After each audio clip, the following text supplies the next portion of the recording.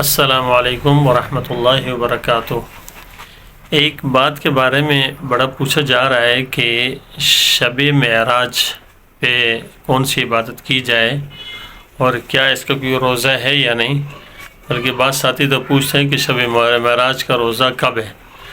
تو اتنی بات یاد رکھیں کہ ہمیں ثواب اس عبادت پر ملتا ہے جو رسول اللہ صلی اللہ علیہ وسلم سے منقول ہو، صحابہ کرام نے کی ہو۔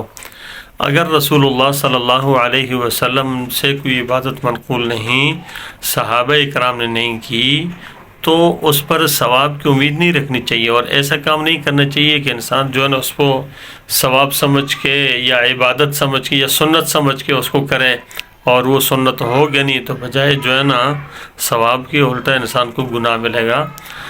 تو شب معراج پر کوئی خاص عبادت منقول نہیں ہے، نہ اس پر کوئی روزہ ہے نہ کوئی اور عبادت ہے۔ اور بھائی شب معراج پر جو نمازیں فرض ہوئی تھی نا، ان نمازوں کا اہتمام کر لیں۔ 5 نمازوں کا، فرض نمازوں کو بالکل نہ چھوڑیں، بس اپنی زندگی کے اندر کبھی اس کو نہ چھوڑیں جو فرض ہے، ٹھیک ہے نہیں؟ یہ صرف واجب اور سنت نہیں، فرض نمازیں ہیں، تو فرض نمازوں کو بالکل نہ چھوڑیں، ان کا اہتمام کر لیں۔ یہ سب سے بڑی عبادت ہے کہ اپنی فرض نمازوں کا انسان اہتمام کر لے۔ اللہ تبارک تعالیٰ ہمیں سنت کے مطابق عمل کرنے کی توفیق عطا فرمائے۔ ہمیں چاہیے کہ سنتوں کو معلوم کر کے جو سنتیں ہیں اور جو نوافل آپ صلی اللہ علیہ وسلم سے منقول ہیں تو ان کو اسی طریقے سے اس کے درجہ دے کے کریں۔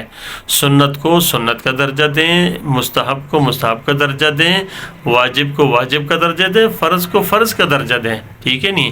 فرض کو بالکل نہیں چھوڑا جاتا، چھوڑیں گے تو گناہ ہوگا اور ہر حال میں اس کو کرنا ہی کرنا ہے، ٹھیک؟ اسی طریقے سے واجب کو بھی ہر حال میں کیا جاتا ہے۔ سنت مؤکدہ کا اہتمام کریں، سنتوں کا اہتمام کریں، نوافل کو جو منقول ہیں ان کو اپنے طور پہ پڑھا کریں، انشاءاللہ اس کے بہت زیادہ فوائد ہوں گے۔